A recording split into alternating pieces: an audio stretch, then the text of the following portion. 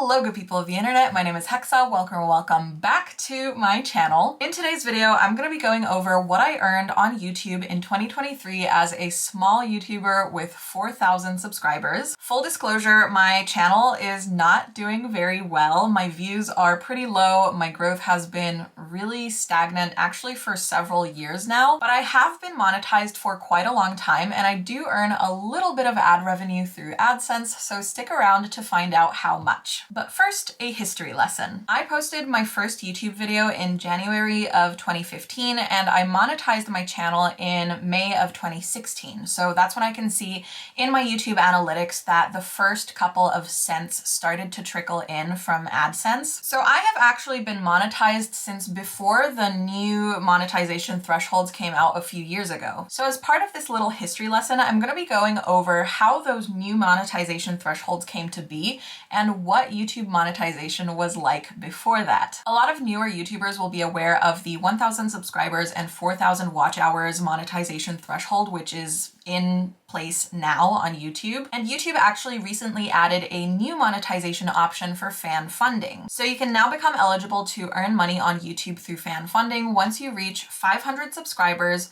3 public uploads in the last 90 days, and either 3,000 watch hours in the last year or 3 million shorts views in the last 90 days. So those are the monetization options that are in place now, but before that, in 2017, there was the possibility to monetize once you reached 10,000 lifetime views. And before that, the YouTube Partner Program was actually open to anyone as long as you were in good standing with copyright and community guidelines. So that's kind of a brief history of YouTube monetization requirements through the years, and that's why I really consider myself lucky, because getting the 1,000 subscribers and 4,000 watch hours is no easy feat. In fact, with my channel's current performance, I would actually not be able to reach those thresholds because I don't think I'm getting 4,000 watch hours per year. It is slowly shifting upwards, which is great. But yeah, I'm really lucky that I got in early and I never had to reach the 1,000 subscribers and 4,000 watch hours to get my channel monetized. But so for this little history lesson, I wanted to talk about why those new monetization requirements actually came into place. A lot of newer YouTubers weren't around during the adpocalypse, but I was, and even though it didn't really affect me much because I wasn't making a lot of money to begin with,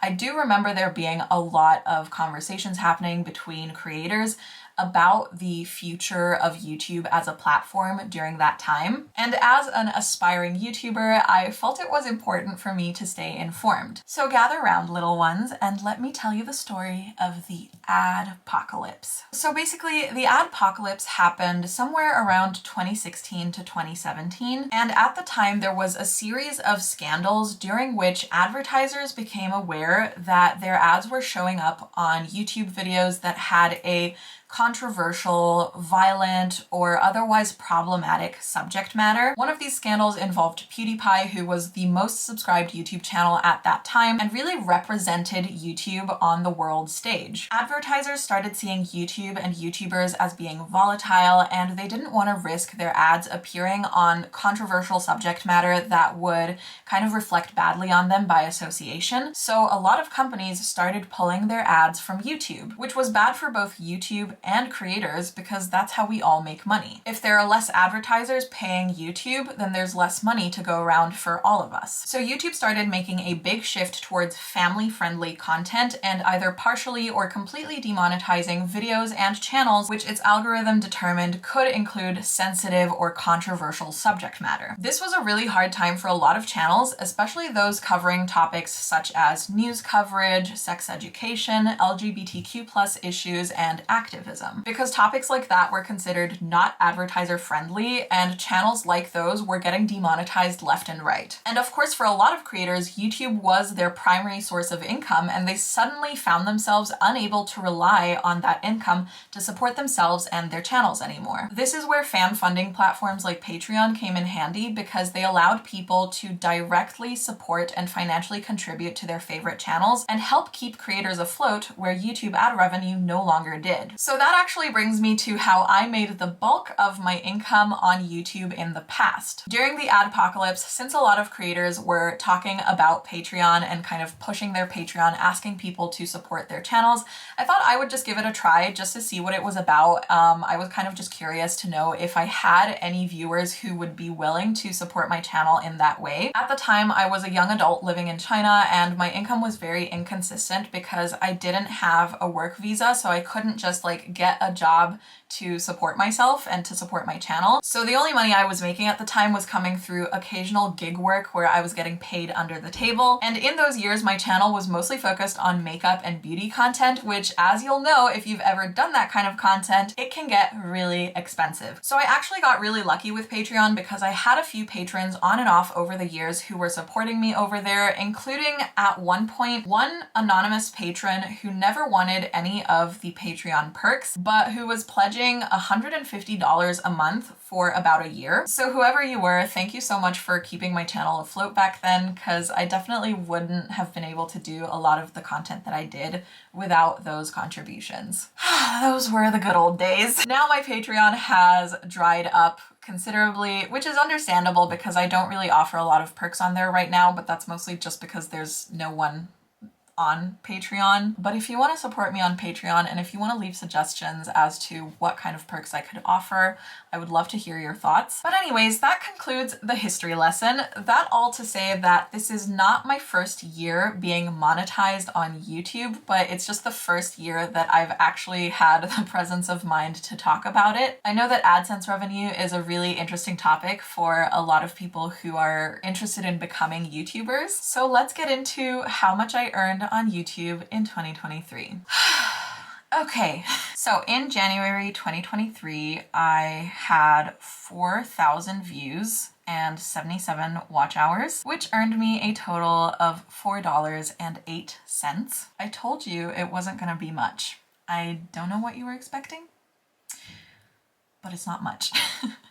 So $4.08 for the entire month, making, you know, sometimes 5 or 6 cents, sometimes up to like 30-ish, but just not a lot. Then in February, which is the shortest month of the year, we had $3.88, so a little bit less, but basically at the same level. March went up a little bit again to $4.87. April went down again to $3.82. May was around the same with $3.58. June back up to $4.34. And then July drops down significantly, and I will tell you why. So in July, I earned $2.80. That's because I remember during this time, so in July 2023, I can't remember exactly when, but I can check actually. So at the time, I had a couple of videos that were getting a ton of views, but they were coming from completely the wrong audience. And it was making me really uncomfortable. It was a lot of men, a lot of creepy men leaving creepy comments, and I didn't want them on my channel. I had posted like an underwear haul, and it was supposed to be for women. You know, I was hoping that like women would find this video and see this like sustainable underwear brand that I thought was really cute and be encouraged to check it out. But instead, it just attracted a lot of creepy men. And I didn't want them there. And I tried like changing the thumbnail, changing the title, doing whatever I could to like stop attracting a gross and creepy audience. But the video just kept getting a lot of views from men. You'll see like if I go to the audience, it's 100% male, which is so gross. And it's not even young men. It's like men in their 30s, 40s, 50s. Ugh, ew, gross. Go away, seriously. I'm sorry, if you're a man and you're watching my channel because you're attracted to me physically, please fuck off. I do not want you here. That's all I'm gonna say. If you're here because you're into like my self-improvement content or my cleaning videos or just like learning or listening, or like if you find me intellectually interesting, please, like, you're more than welcome here. But if you're just here because you find me nice to look at, I do not want you here. Please go away. So yeah, getting back to the income, that's why in July there was this sharp decline in revenue, and for a few months after that, because I had actually 2 high performing videos that I took down about the middle of July. And so of course, since the views from those stopped coming in, that affected the overall income of my channel, because those were my highest performing videos at the time. So yeah, July 2023, we had $2.80. And we can see right about like the middle of the month, there is a sharp decline in both views and revenue. August was my lowest earning month of the entire year with $1.49. Again, understandable, because I had just taken down my highest performing videos at the time. And I think when that happens, it might possibly like penalize your channel overall. I'm not sure. This is just kind of like a conspiracy theory, but I mean, because basically it reduced my public views by like, I don't know, 30,000 or something like that. And so for that reason, I think possibly it causes YouTube to like stop pushing your content a little bit. Again, my channel is so small and gets so few views regardless that it's just like the numbers are not big enough to really determine what is causing these changes, but it's just a suspicion I have. It's just a possibility. Okay, so $1.49 for August. September started going up a little bit. So September we were back to $3.38. So, you know, it kind of stabilized, because before that I was making around $3 to $4. So that was okay. Ooh, now it gets exciting. October. Because in October, my Clean With Me in Real Time video got, I don't know, it got picked up by the algorithm, which was so awesome. It was so exciting. It's definitely like more so the type of video that I would like to be performing well on my channel. And I don't know what happened. Again, let me just show you, I'll show you the analytics for that video, because it's really interesting looking at what was going on. I've definitely like paid a lot of attention to this video to just analyze what could have been happening, why it was picked up by the algorithm. I don't know why it was picked up then. I don't understand the reason for the timing. But yeah, so I had this video. It was published in April of 2023. And you can see by this like cumulative curve graph that around October is when it starts taking off, and it just kind of like grows and grows really at a very rapid pace. It's starting to slow down now. You can see like towards the end, just like this last week or so, it's been starting to go down, but it had like its biggest peak in like the first week of January, which was so cool. And also if I look at the reach of that video, okay, so if we put the custom date range to from when it was uploaded until like shortly before it took off. So let's say like April to September. So from April to September, you can see that the main traffic sources were channel pages with 38%, followed by browse features at 19%, and then YouTube search with 18%. I don't know why channel pages was so high. I'm kind of surprised by that. I don't really know the reason, because usually it's like YouTube search and browse features are at the top for me. But if we switch the custom date range to since it started getting picked up by the algorithm, so from October until now, it is 39.9% browse features, 33.2% suggested videos, and then 18% YouTube search. So that means that this video is getting like 73% of its, what is it? Is it 73? No, 6, oh, yes.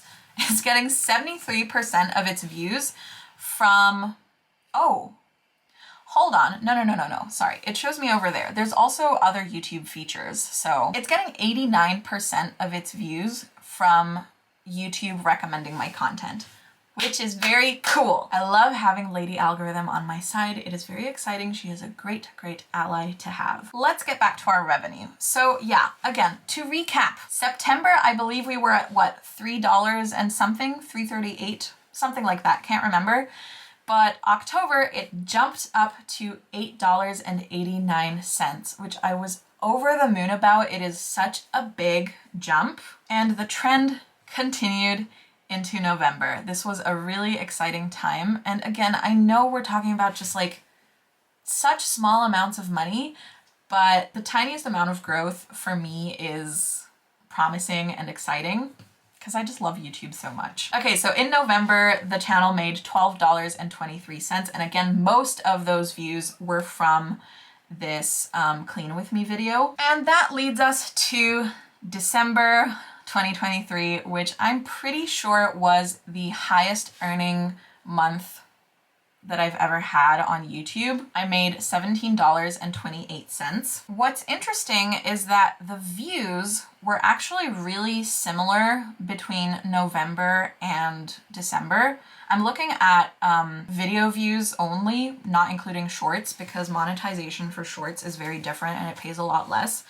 So November 2023, I had 2.9 thousand views, and December 2023, I had 3,000 views. So it's just like a 100 views difference, but I made $5 more in December than in November. So that's a 40% higher income for December than November. And my theory for why that is because December was actually when I first started seeing YouTube like cracking down on ad blockers. A little note about ad blockers. I know that as viewers, a lot of people are frustrated with having to watch ads, but you know, I've seen a lot of creators talking about ad blockers and likening them to piracy.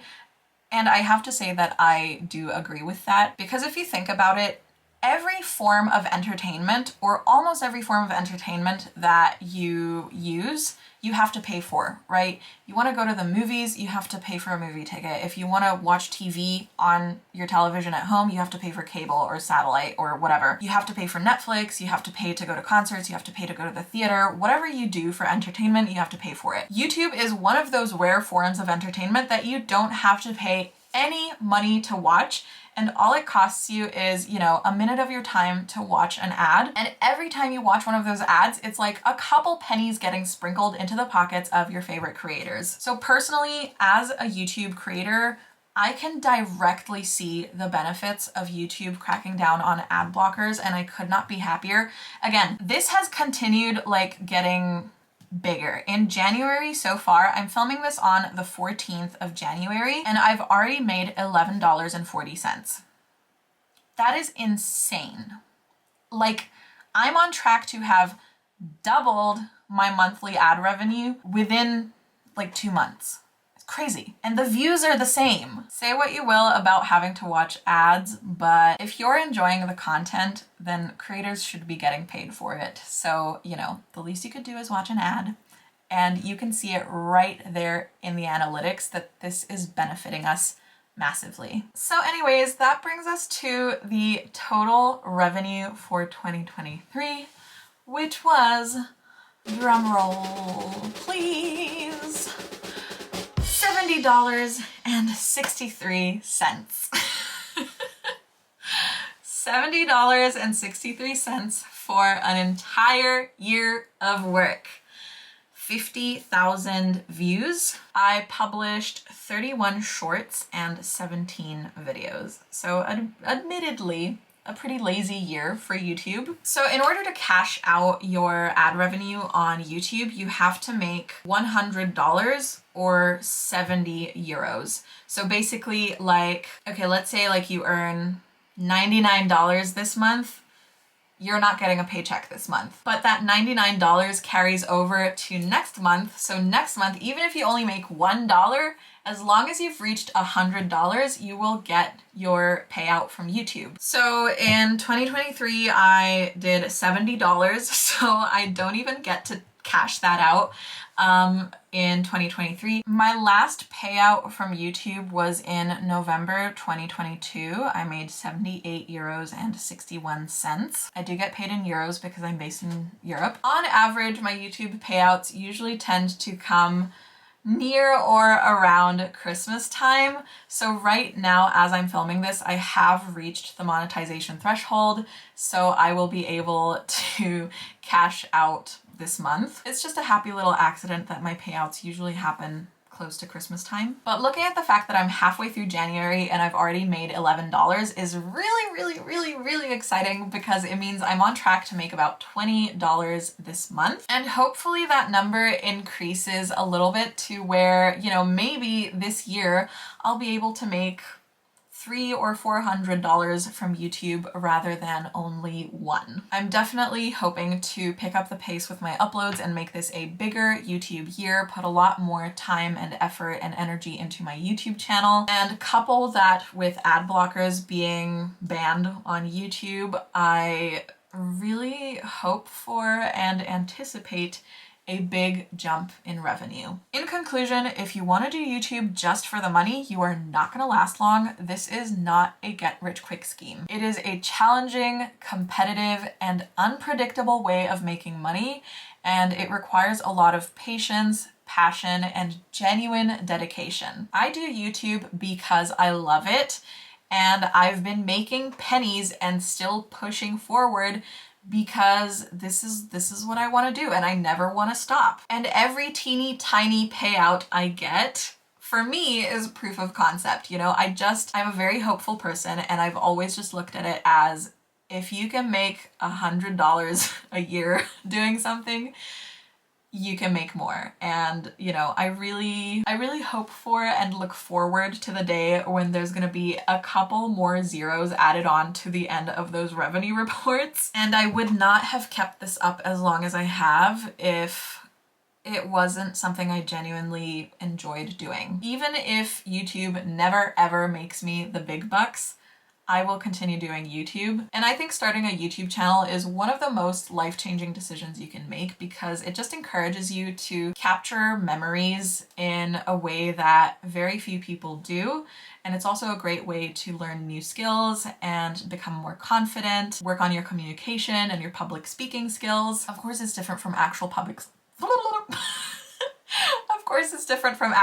speaking, because you can, you know, edit out all of the stumbles and stutters and ums. But with all that being said, thank you guys so much for watching. I hope you all enjoyed. I hope you found this video interesting. I hope you appreciated my little history lesson about the adpocalypse and the history of YouTube monetization thresholds and requirements. It's always very interesting to me how the platform changes. I do miss the good old days. I kind of feel like the 1,000 subscribers and 4,000 watch hours is a little excessive. It's kind of unfair to smaller creators. I think what I would actually do is put the guideline as being like, after you've published a certain number of videos, you can monetize. I'd say, you know, if you've done like 30 YouTube videos or maybe 50, then you can monetize, because I feel like the monetization requirements are more so a way of showing to YouTube that you are creating quality content and that you're a dedicated and reliable creator. I think there's better ways of doing that than, you know,